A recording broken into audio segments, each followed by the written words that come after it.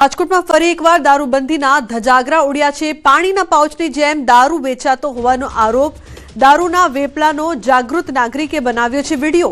રાજકોટના ભાયાવદરની ઘટના પોલીસ અને બુટલેગરોની સાંઠગાંઠનો આરોપ।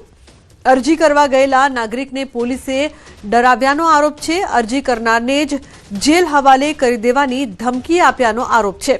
તો ન્યાય માટે આખરી અલ્ટિમેટમ જો દારૂનો વેપલો બંધ નહીં થાય તો જાગૃત નાગરિકે આપી આત્મવિલોપનની ચીમકી।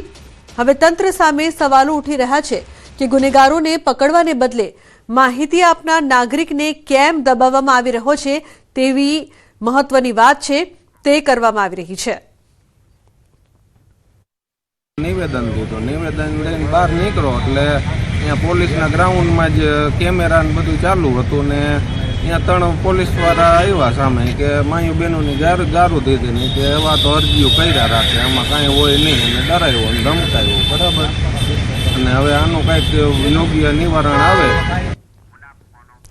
મુનાફ જોડાયા છે ફોન લાઈન પર વધુ માહિતી આપવા માટે। મુનાફ, સૌથી મોટી વાત તો એ કે પાણીના પાઉચની જેમ દારૂ વેચાઈ રહ્યો છે, પરંતુ જે જાગૃત નાગરિક આ વાત સામે લાવી રહ્યો છે, માહિતી આપનારને પોલીસ કેમ દબાવે?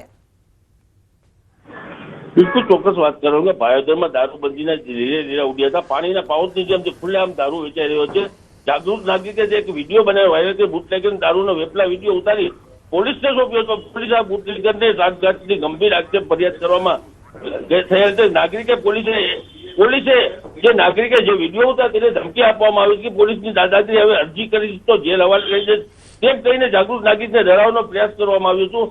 ન્યાય માટે આખરી અલ્ટિમેટ જે દારૂ વેપલો બંધ નહીં થાય તો જાગૃત નાગરિક આપી હતી આત્મવિલોપનની ચીમકી આપી હતી કે તંત્ર સામે સવાલો અને ગુનેગાર પકડવા બદલે માહિતી આપનાર નાગરિકને કેમ દબાવવામાં આવી રહ્યું છે, એક મોટો સવાલ છે। રાજકોટના ગ્રામ્ય પોલીસ અધિક્ષક મામલે ક્યારે કડક પગલાં લેવામાં આવશે તે સ્થાનિકોની અત્યારે માંગ છે। જી મુનાફ, એક તો જે પ્રકારથી ધમકી આપવામાં આવે છે, સાથે જાગૃત નાગરિકને એવું કહેવામાં આવે છે કે અરજી આપશો તો આવું થશે તેવું થશે, એટલે જો પોલીસ ખોટું કામ કરે, પોલીસ ગુના કરે, બુટલેગરો સાથે સાંઠગાંઠ કરે તો પછી પોલીસ પર કાર્યવાહી કોણ કરશે એ મોટો સવાલ અહીં ઉપસ્થિત થઈ રહ્યો છે।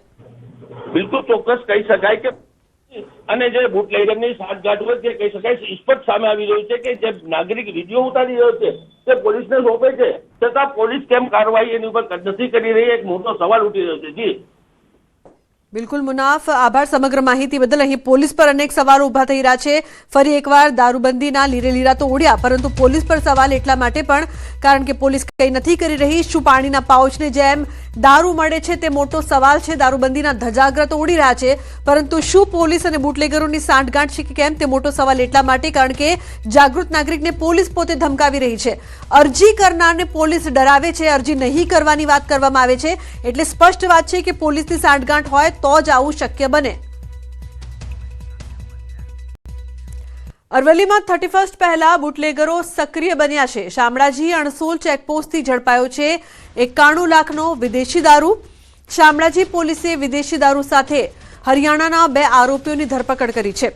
તો પોલીસે દારૂના જથ્થા સાથે 1 લાખથી વધુનો મુદ્દામાલ કબજે કર્યો છે। અરવલ્લી પોલીસે નશાખોરોને ઝડપવા હાથ ધરી છે કડક કાર્યવાહી।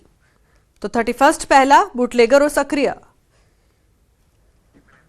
ઉલ્લેખનીય છે કે શામળાજી અડસોલ ચેકપોસ્ટ પરથી દારૂ ઝડપાયો છે। વિદેશી દારૂ સાથે હરિયાણાના 2 આરોપીઓની ધરપકડ પણ કરવામાં આવી છે।